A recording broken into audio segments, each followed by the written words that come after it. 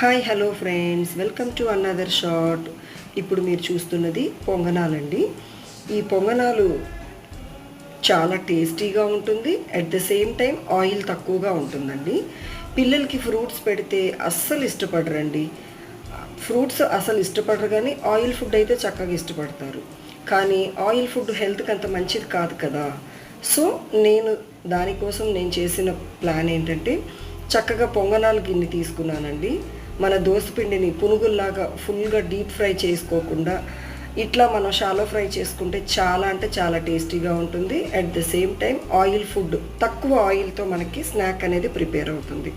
చూసారు కదా, ముందుగా పొంగనాలు బౌల్ తీసుకున్నాను. హీట్ ఎక్కిన తర్వాత లిటిల్ బిట్ ఆయిల్ వేసుకొని పొంగనాలు పిండి వేసేసుకొని అది సిమ్ ఫ్లేమ్లోనే ఉండాలండి. మనం చూడండి, సిమ్లో ఉన్నాక తర్వాత చూస్తే చక్కగా ఫ్రై అయిపోయిన పొంగనాలు రెడీ.